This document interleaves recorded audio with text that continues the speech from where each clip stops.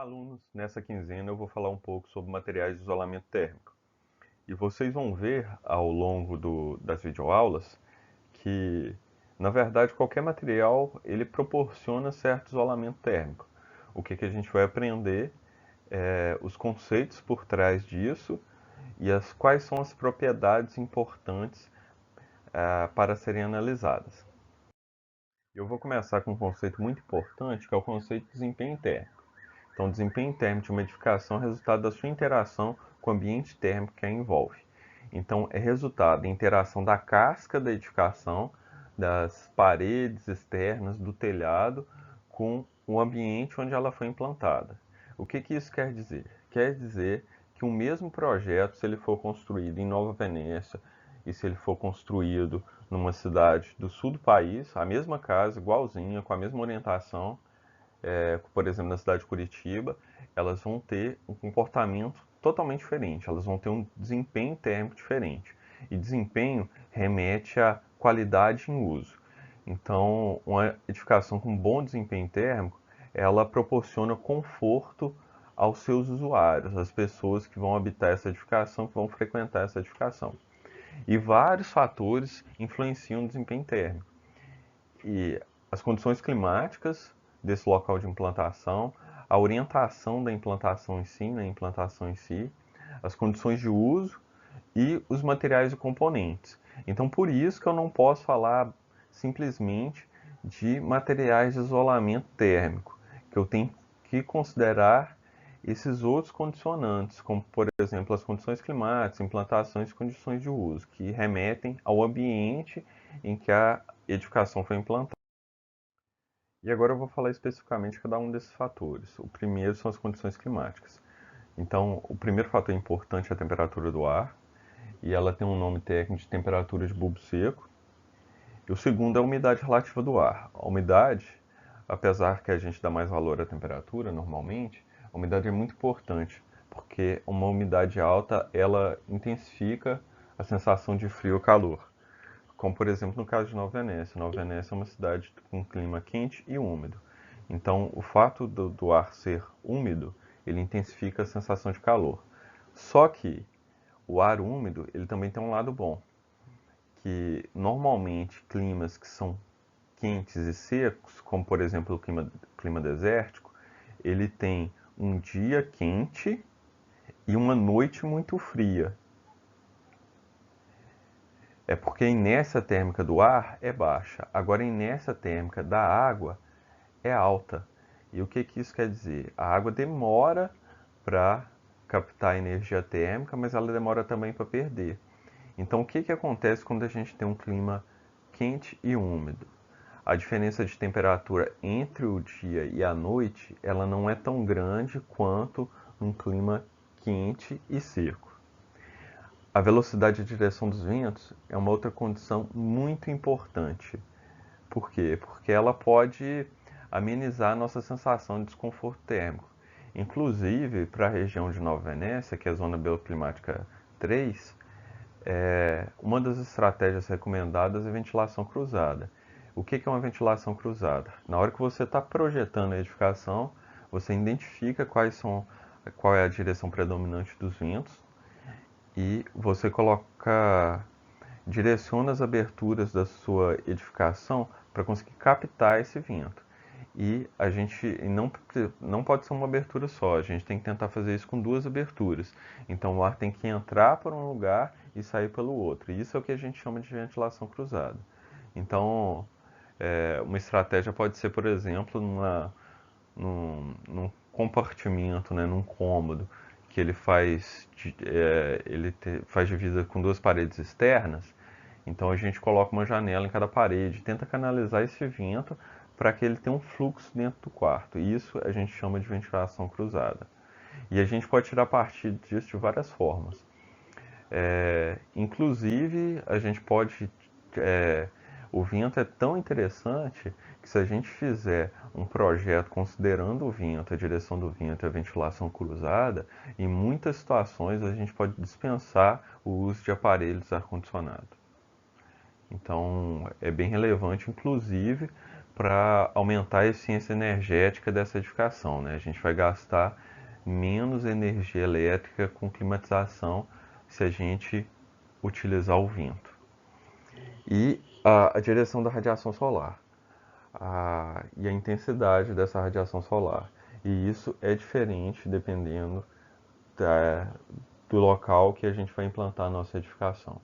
Então, locais diferentes têm intensidade de radiação solar diferente. Das condições de implantação, nós temos a latitude e a longitude.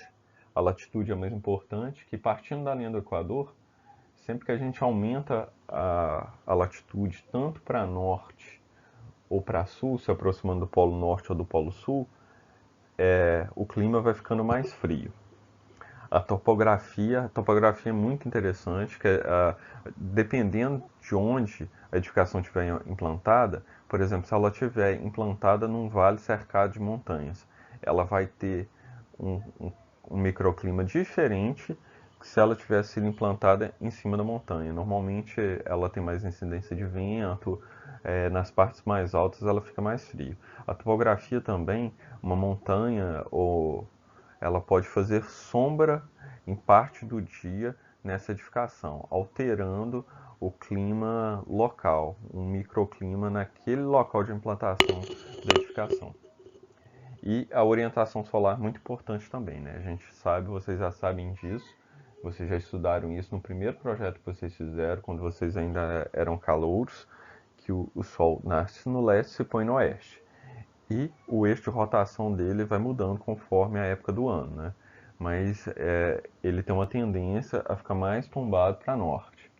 Essa angulação muda, né? Mas ele é mais tombado para norte. Então a fachada norte é uma fachada muito ensolada, ela pega sol quase o ano todo, de manhã e de tarde. A fachada sul é a menos ensolada, o leste sol da manhã, o oeste sol da tarde. Das condições de uso. As condições de uso são muito importantes também. O número de pessoas. Um ambiente que tiver uma pessoa apenas nele, ele vai ter um comportamento térmico diferente se ele estiver lotado. Se ele estiver quase como uma pessoa encostando na outra. Frotten Schiffer, que eles são um dos principais autores que falam de desempenho térmico e comportamento térmico, eles chamam o corpo humano de máquina térmica. Então a gente gera calor, nós somos seres homeotérmicos, né? A gente tem uma temperatura mais ou menos homogênea que gira em torno de 37 graus. Então, para a gente conseguir manter a nossa temperatura, a gente gera calor. Então, um ambiente em que eu tenho, sei lá, vamos imaginar um quarto de 3 por 3 metros, uma pessoa apenas. Agora, se a gente colocar 15 ou 20 pessoas nesse quarto, é, e cada uma dessas pessoas gerando calor através do seu metabolismo. Então, esse ambiente vai ficar com uma carga térmica muito maior quando ele está ocupado com muitas pessoas. Também depende muito da atividade desenvolvida. Se eu pegar essas 20 pessoas que estão nesse quarto de 3 por 3 e colocar todas elas fazendo atividade física. Tá certo que elas não vão ter muito espaço para fazer atividade física, né?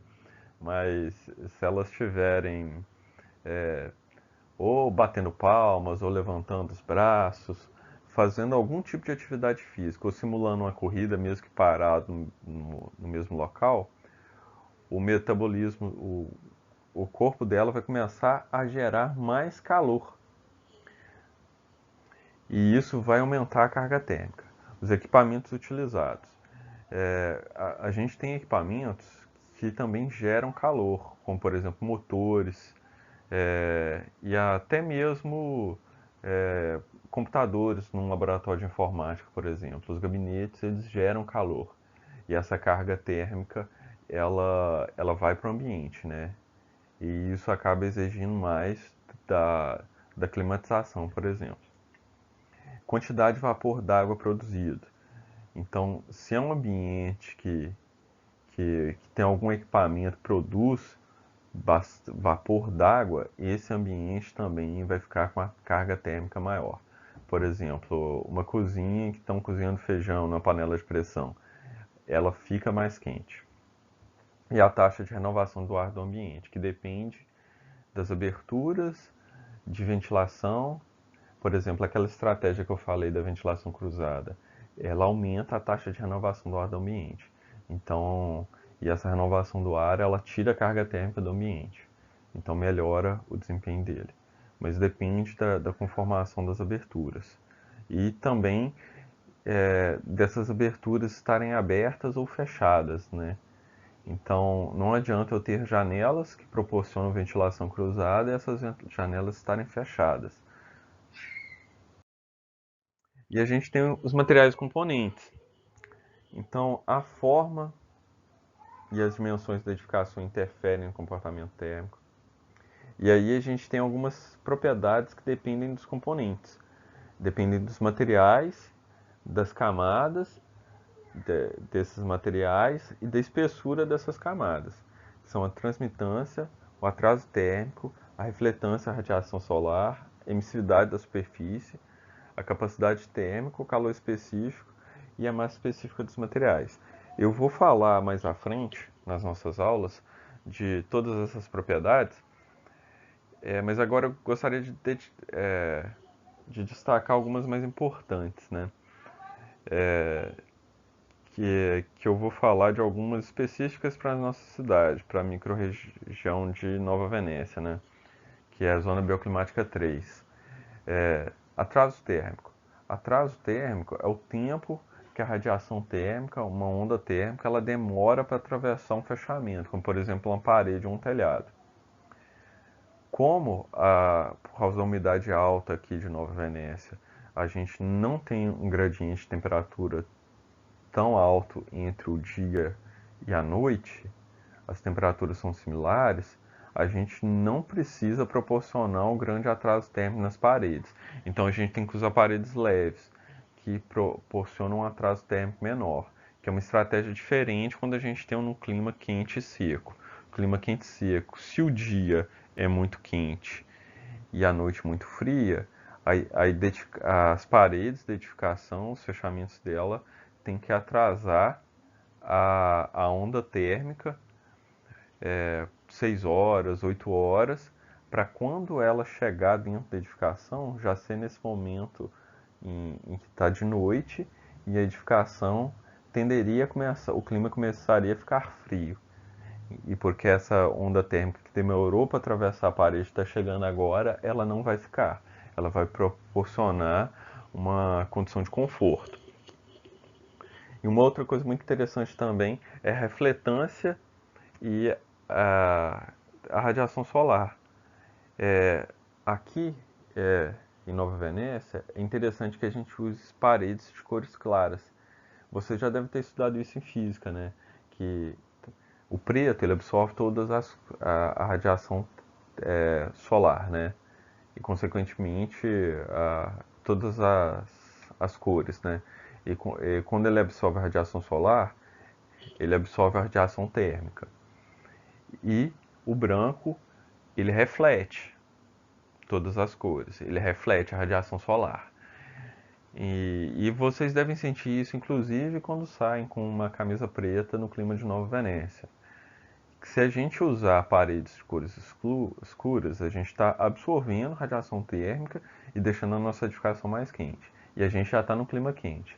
Então, o que a gente vai fazer aqui é o oposto disso. A gente tem que colocar paredes claras para refletir a radiação térmica. Para a gente entender conforto térmico, também é muito importante a gente entender como que o organismo humano funciona, né? Então, como eu falei anteriormente, Frota e Schiffer, eles entendem que o corpo humano é uma máquina térmica que a gente gera calor através do nosso metabolismo. Então, nossa temperatura é por volta de 37 graus. Isso é diferente de pessoa para pessoa. Então, tem pessoas que têm uma temperatura corporal um pouco mais baixa e tem pessoas que têm uma temperatura corporal um pouco mais alta, mas em média é 37 graus. E nas nossas extremidades nós temos temperatura normalmente um pouco mais baixa que esses 37 graus, como por exemplo nas nossas mãos, nos nossos pés, a temperatura gira em torno de de 30 graus. É claro que a gente pode usar de artifícios para deixar a temperatura tanto do pé quanto da mão um pouco mais alta, né? Que é o uso de calçados e de luvas. E a gente troca energia térmica com o ambiente através de vários mecanismos de trocas térmicas. Por exemplo, a gente recebe radiação solar da atmosfera. A gente absorve essa radiação solar, ela ajuda a esquentar nosso corpo. A gente também irradia radiação térmica, ondas térmicas. Tanto a energia térmica que foi criada pelo nosso organismo através do metabolismo, quanto a que foi captada da atmosfera, da radiação solar, foi absorvida e eu vou irradiar ela de novo. Nós usamos roupas, a nossa vestimenta ela é uma barreira. Então, ela dificulta as trocas térmicas. Então, é por isso que quando está fazendo frio, a gente usa roupas mais espessas. A gente está aumentando essa barreira que vai dificultar ainda mais a nossa troca térmica. A gente, quando a gente fala ou abre a boca, a gente evapora água. E é muito comum a gente notar isso, principalmente quando está fazendo frio. Não sei se vocês já tiveram oportunidade de ir para uma cidade fria, eu acho que em Nova Venécia não acontece isso, mas quando o clima está muito frio, quando a gente fala, sai fumaça na nossa boca. E essa fumaça que sai da nossa boca é o vapor da água que está saindo do nosso organismo, e quando ele chegou no ambiente, o ambiente está numa temperatura mais baixa que ele. Então, automaticamente, ele vai condensar e vai dar aquela fumacinha. Então, é por isso que acontece aquela fumacinha. Mas a gente evapora é, líquidos, né, a água do nosso corpo, através da nossa boca. E a evaporação é um tipo de troca térmica úmida. Então, sempre que acontece a evaporação, energia térmica é dissipada para o ambiente. A gente também tem evaporação através da evaporação do nosso suor. A gente tem glândulas sudoríparas que quando o nosso organismo, é um mecanismo de termorregulação, quando o nosso organismo atinge uma temperatura alta, o nosso corpo começa a ativar esses mecanismos de termorregulação. E um deles é a sudorese. Então a gente vai suar, a gente vai transpirar e essa água do suor que está na superfície da nossa pele, ela vai evaporar. E quando ela evaporar, ela vai levar energia térmica, ela vai tirar a energia térmica do nosso corpo. Vocês também já devem ter sentido a sensação de sair de uma piscina e estar ventando. Então a água, quando está ventando, ela força a evaporação, o vento. Então, quando a gente sai da piscina e está ventando, o vento força essa evaporação e ele carrega rapidamente energia térmica no nosso corpo, por isso que nós sentimos frios. Nós temos também, a gente troca calor com condução com tudo que a gente toca. Então, se eu estou com sapatos e os meus sapatos estão encostados no chão ou eu estou descalço, eu estou trocando calor com o chão. Provavelmente eu estou numa temperatura diferente do chão e eu estou trocando calor. Quando os corpos eles vão trocar calor até eles ficarem na mesma temperatura. Então eu estou trocando calor. E o calçado, ele é uma barreira, então ele dificulta essa troca térmica por condução. Mas em tudo que eu encostar, eu estou trocando calor por condução. E nós também temos as correntes de convecção. Vocês também devem ter estudado em física, que a gente tem um fenômeno que funciona tanto com gases quanto com fluidos, que são a convecção. Então, o que fica quente sobe, o que fica frio desce. E o ar, ele passa próximo ao nosso corpo, ele ganha energia térmica do nosso corpo, se ele estiver na temperatura abaixo do nosso corpo, e ele sobe. E acontece uma renovação. Então a gente perde calor ou ganha calor também graças à corrente de convecção. E eu acabei falando um pouco de trocas térmicas no slide anterior, né? Mas a gente troca calor através de trocas térmicas, que é chamado de trocas térmicas, né? E a gente tem as secas, que é a convecção, a condução e a radiação. A convecção que eu acabei de falar, né? Então a gente,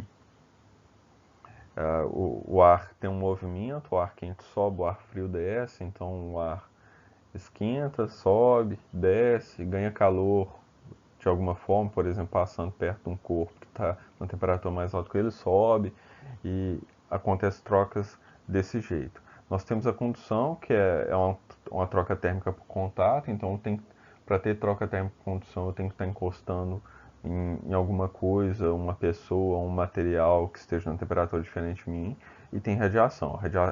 Radiação não precisa ter contato, então eu vou absorver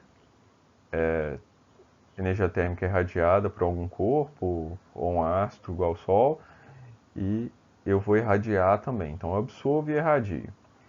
E nós temos as trocas térmicas úmidas, que é a evaporação, que como eu falei, sempre que há evaporação, há dispersão de energia térmica, né? Então o corpo, quando tem evaporação, a água ganha calor de algum corpo para poder evaporar, e a condensação é o contrário. A água que está em estado gasoso, ela perde calor, e a condensação. Eles são, um é o inverso do outro, né? Falando um pouco mais sobre a convecção, eu vou falar de um fenômeno que acontece, que gera aquela brisa do mar. Então, durante o dia, lembra que eu falei que a água ela tem uma alta inércia térmica? Então ela demora para ganhar calor e demora para perder esse calor. Então, durante o dia, normalmente a água do oceano ela está fria, e isso acaba deixando o ar que está próximo à água do oceano frio também. Então, o ar do lado do oceano vai estar frio, o que causa uma zona de alta pressão mais baixa, próxima do oceano. E na Terra, a Terra já tem baixa inércia térmica. Então a Terra ganha calor rápido e perde calor rápido. Então assim que o Sol ela começou a receber energia térmica irradiada pelo Sol, ela vai esquentar. E que vai esquentar o ar que está próximo dessa Terra, do continente. E ele vai subir e vai criar uma zona de baixa pressão. Então a diferença entre essa zona de baixa pressão e a zona de alta pressão que vai gerar a brisa. Então o ar vai sair da zona de alta pressão para ir para a zona de baixa pressão. E isso são movimentos de convecção. E à noite acontece o contrário. Então a água ela já conseguiu captar bastante energia térmica, ela está quente, ela deixa o ar que está próximo da água quente, ele sobe, e a Terra, como ela perde calor muito rápido, ela vai estar fria, então o ar perto dela vai ficar frio, vai descer, vai criar uma zona de alta pressão, e a brisa se inverte durante a noite. Condução. Dois corpos têm que estar encostados para haver condução, e eles têm que estar em temperaturas diferentes. Então eles vão trocar a energia térmica até os dois ficarem na mesma temperatura. E a radiação. Então nós temos alguns corpos que geram calor, que são fontes de calor, como por exemplo o fogo, os animais homeotérmicos, o sol, eles são fontes de calor. Então eles irradiam calor, que são absorvidos pelos outros corpos, e esse corpo que absorveu esse calor, ele pode absorvê-lo e irradiar também. Então, por exemplo, se eu deixei uma placa de metal no sol, ela vai ficar quente. E se eu pegar essa placa de metal e levar para dentro da minha casa, apesar dele não ser um corpo que normalmente gera calor por si próprio, como ele captou um monte de energia térmica solar, ele vai começar a irradiar essa energia solar. Troca térmica úmida, então para a água evaporar, ela tem que ganhar energia térmica. Então ela ganha energia térmica e ela evapora. Então ela gasta energia térmica nesse processo. e a condensação ao contrário, né? Então, é quando a água que está em estado gasoso passa para o estado líquido. E nesse caso ela vai perder energia térmica. E essas trocas térmicas, elas não acontecem isoladas, elas acontecem todas juntas. E a gente dá nome para isso de transmitância térmica. Então, a transmitância térmica é a facilidade que um fechamento tem de, de conduzir o calor por ele. Ele é o oposto da resistência térmica. Então, a resistência térmica seria a dificuldade que a energia térmica tem de atravessar um fechamento, como por exemplo a parede. E a transmitância é a facilidade. Eles são inversos. E aí a gente tem um conceito de inércia térmica, né, que eu cheguei a comentar algumas vezes nesse slide. A inércia térmica, ela é dividida em duas outras propriedades, que é o atraso térmico, que é o tempo que demora para energia térmica atravessar um fechamento. Então, por exemplo, um calor que incidiu numa parede agora, ele vai demorar um tempo X para atravessar essa parede, que seja 1 hora, 2 horas, 3 horas, ou então 2 minutos, dependendo desse fechamento. Então ele demora para atravessar. E a gente tem um amortecimento também. Então, essa energia térmica que atravessou a parede, ela não vai atravessar a parede com a mesma intensidade que ela incidiu na parede. Então, ela vai ser atenuada. Então, ela vai chegar do outro lado com uma menor intensidade. Isso a gente chama de amortecimento. Então, a inércia térmica tem a ver com essas duas propriedades. E para a gente entender radiação solar, a radiação solar é importante vocês saberem que a maior parte da radiação solar, a radiação térmica gerada pelo Sol, ela é de onda curta. E onda curta atravessa vidro. Onda longa não atravessa vidro. Agora, e normalmente os corpos que são luminosos, eles produzem uma energia térmica de onda curta. Então, a maior parte da energia térmica produzida por eles é de onda curta. E os corpos opacos, que não têm luz própria, eles geram energia térmica de onda longa, que não atravessa vidro. Então, onda curta atravessa, onda longa não atravessa. E isso que causa aquele efeito estufa. Então, por exemplo, se eu tenho um carro parado em um lugar que tem incidência de radiação solar, eu deixo ele parado no sol.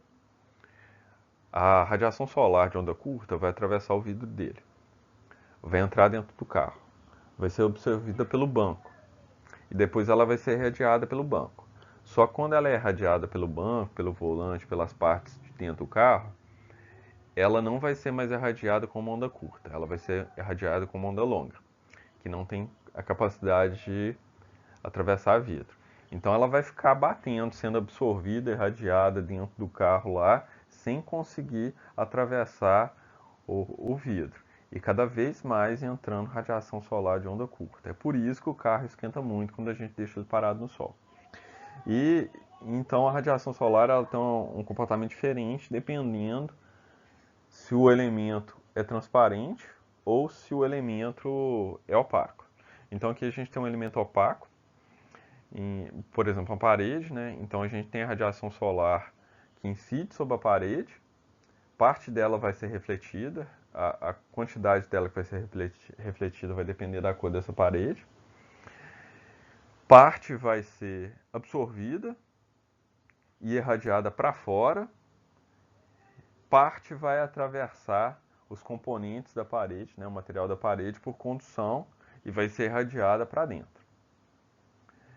A gente vai ter correntes de convecção também que vão tirar energia térmica dessa parede para o ar conseguir ganhar temperatura para subir.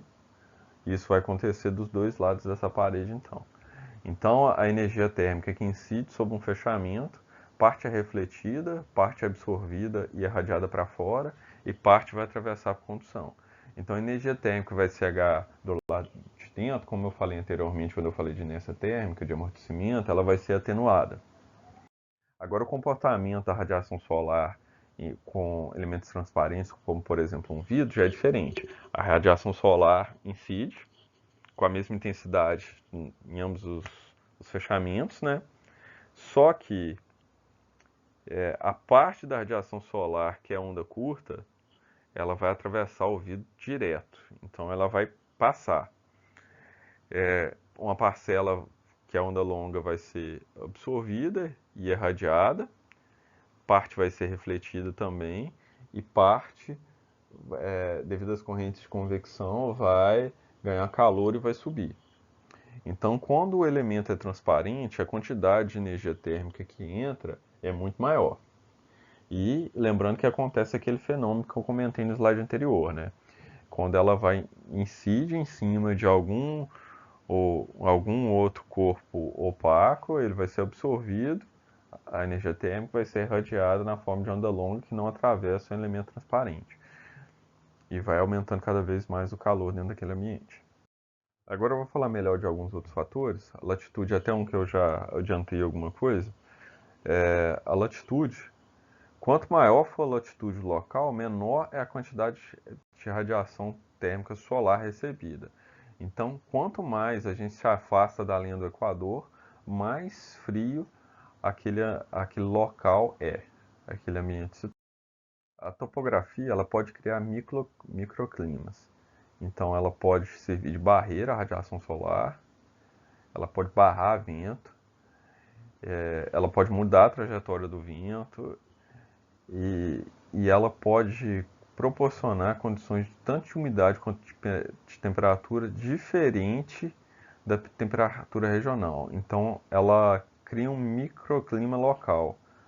Ela pode mudar um clima de um lugar muito específico, dependendo dessa topografia. A ventilação é muito importante que a gente tire proveito da ventilação e consiga canalizar e, e proporcionar ventilação cruzada nas nossas edificações. Isso pode ajudar a controlar a temperatura do ar interno ou simplesmente ter um efeito higiênico, evitando mofo, lugares mais ventilados. A chance desse lugar ter mofo é muito mais baixa. A existência de corpos d'água é muito interessante também, que ele acaba aumentando a umidade relativa do ar e ele vai diminuir aquele gradiente que eu comentei, que é o gradiente entre a temperatura do dia e a temperatura da noite. Então ele vai deixar a temperatura da noite e do dia mais próximos. Eu não sei se vocês sabem disso, mas quando construíram Brasília, que ela foi construída, é uma cidade que foi projetada, né? Então escolheram um lugar no centro do país para construir a capital. Só que lá é um clima quente e seco. Então eles construíram o Lago Paranoá, que é um lago famoso de Brasília, para poder ter um corpo d'água e aumentar a umidade relativa e diminuir esse gradiente térmico entre a temperatura do dia e da noite. As massas verdes são importantes porque elas podem, a gente pode tirar proveito delas para sombrear algum fechamento e também as folhas das plantas, elas têm o que a gente chama de evapotranspiração, que deixa a superfície da folha mais fria, que é o ambiente, e consequentemente ela esfria a superfície da folha e ela esfria também o ar que está em volta da superfície da folha e acaba deixando o ar do ambiente mais fresco.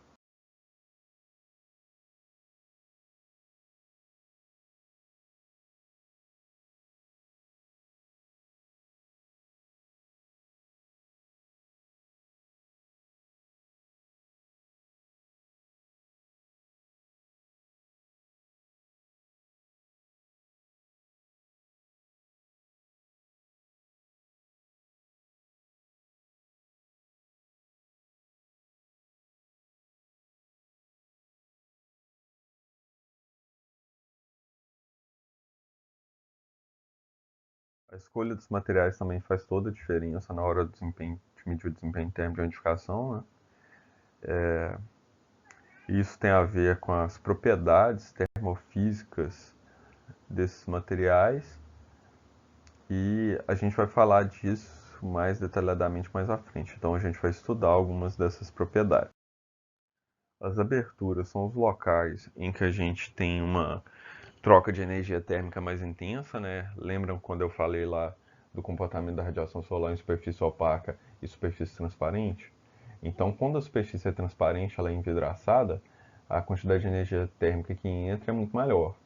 E, e também essa abertura pode nem ter parte envidraçada, né? Ela pode ser simplesmente uma abertura, um, um vão aberto.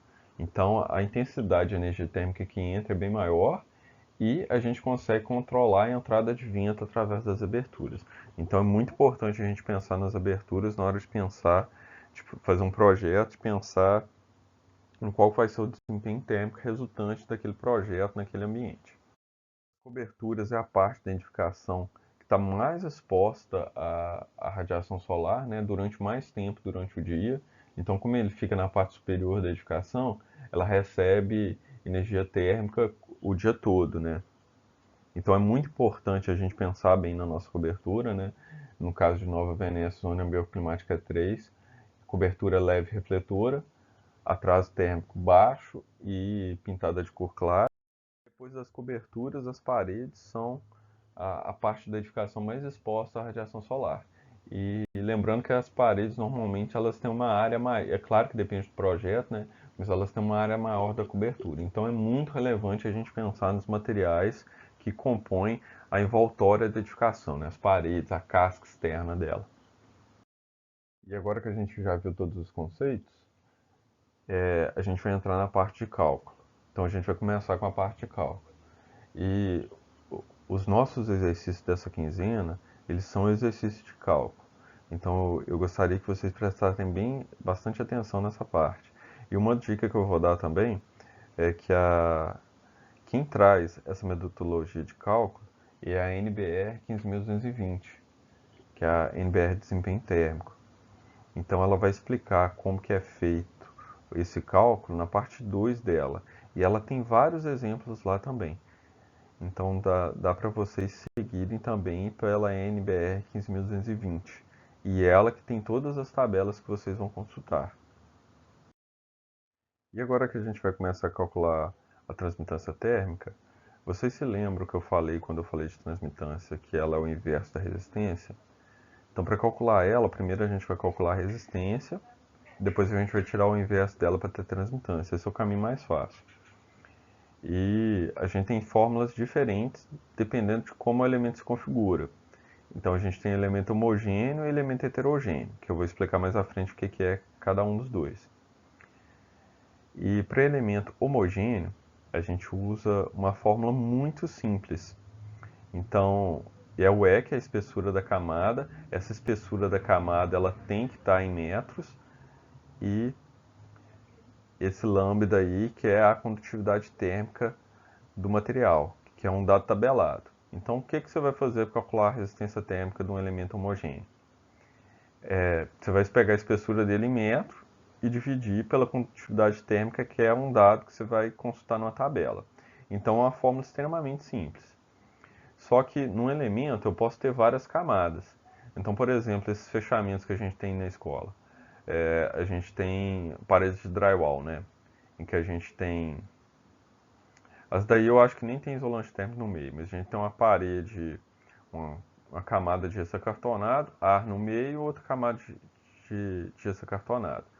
Então, o que, que seria isso? Eu teria três resistências homogêneas em série, né?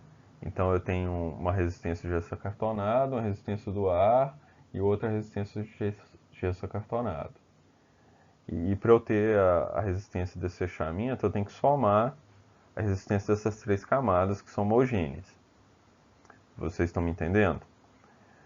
Então dá para a gente fazer uma associação até com resistência elétrica. Quando a gente tem resistência elétrica em série, a gente não soma elas.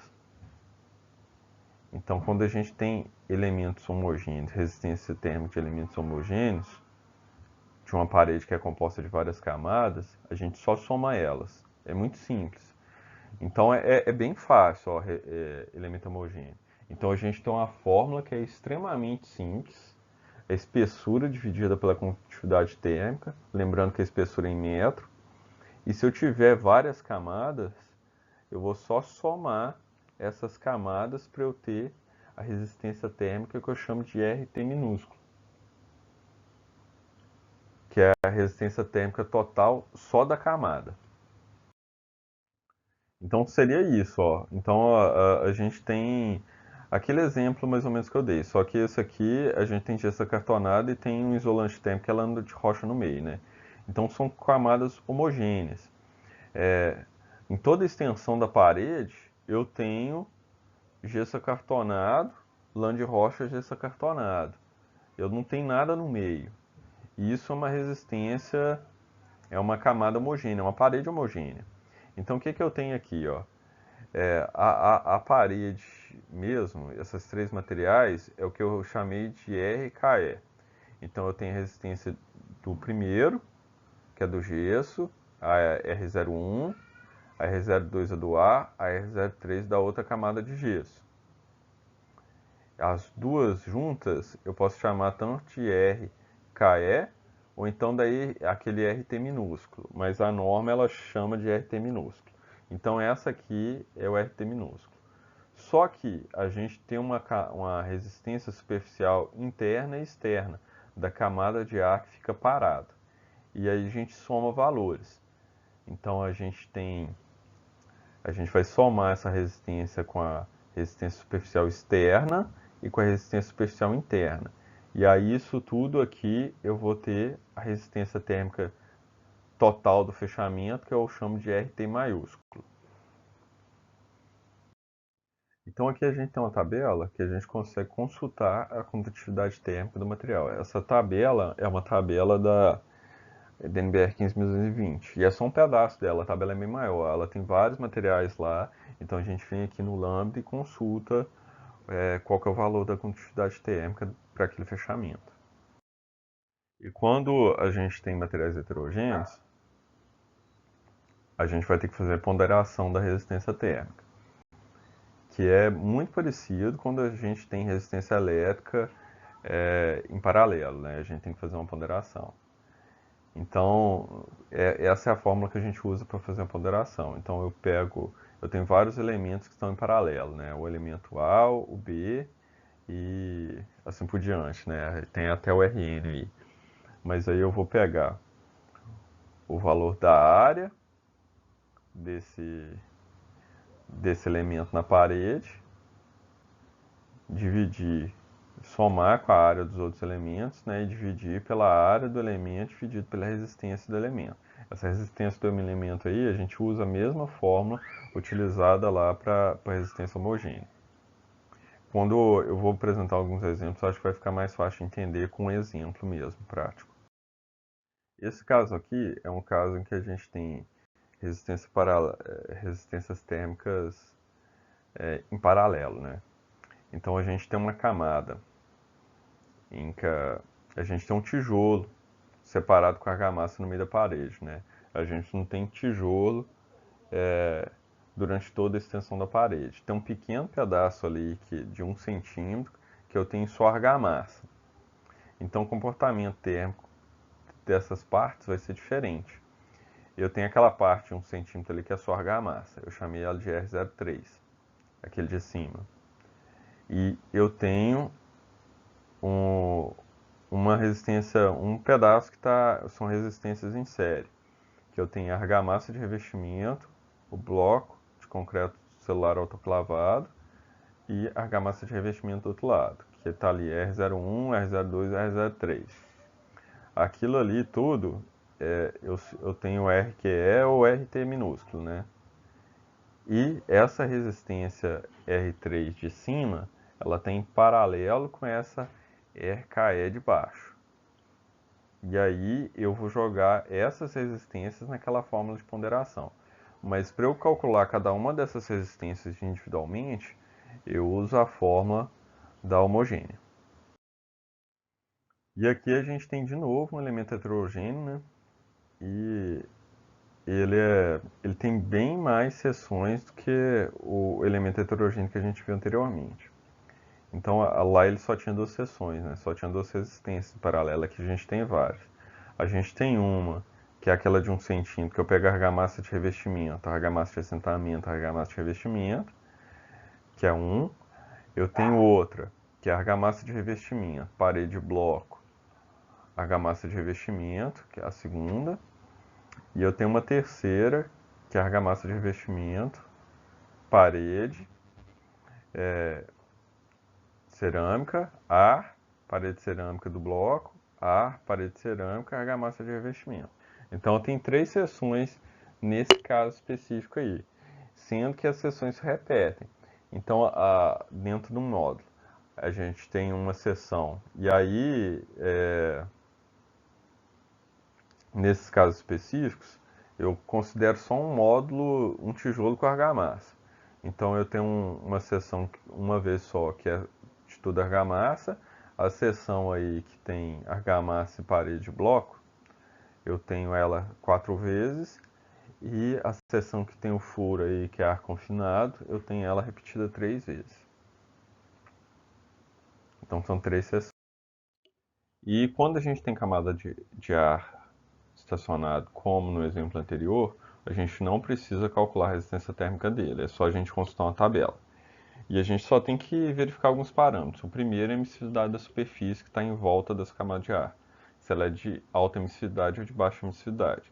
Para isso a gente vai consultar uma outra tabela. Mas eu já adianto que a maioria dos materiais da construção civil, eles são de alta emissividade. Então, na maioria dos casos, vai dar alta emissividade, para cima de 0,8. A segunda coluna ali é espessura da camada de ar, né, em centímetros. Então, a gente vai ver qual que é o tamanho, de 1 a 2 centímetros, de 2 a 5 ou acima de 5 centímetros.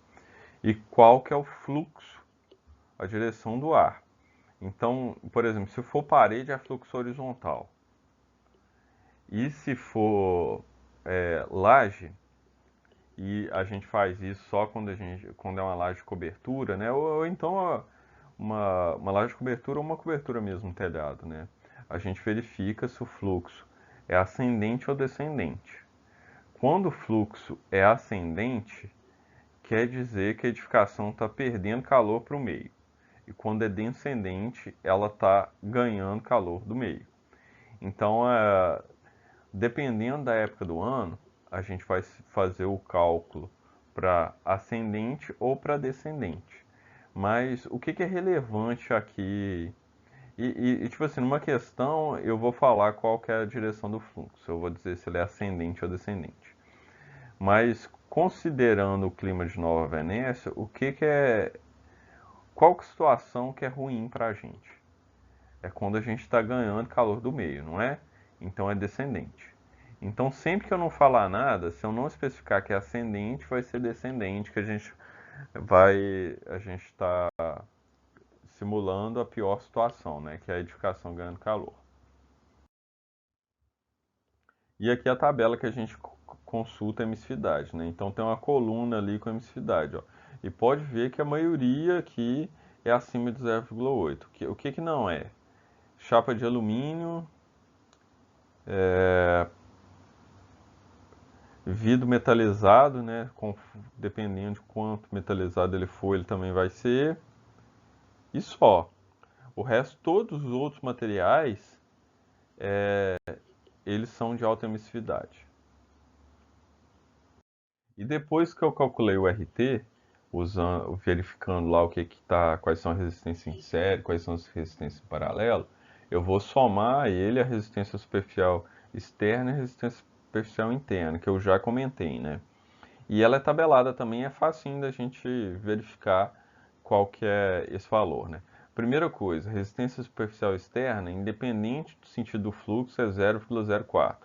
Então, dependente se é horizontal, ascendente ou descendente, é 0,04. A interna, para horizontal, é 0,13, então se for parede, é 0,13. E quando é cobertura, quando é ascendente é 0,10, quando é descendente é 0,17. E a gente só soma e a gente chega no... E depois, para chegar na transmitância, é só a gente inverter o RT, né? E a gente chega na transmitância. E a transmitância ela tem uma unidade que é watt dividido por metro quadrado Kelvin. E agora eu vou fazer um exemplo. Então, eu creio que aqui com o exemplo vai ficar bem mais fácil da gente conseguir entender. Então, é um bloco, né, um bloco de concreto, e ele está simplesmente apoiado um em cima do outro. Então, ele não tem argamassa entre os blocos, ele só está apoiado. É uma parede feita com os blocos apoiados, como se fosse uma pilha, mas em formato de parede, né?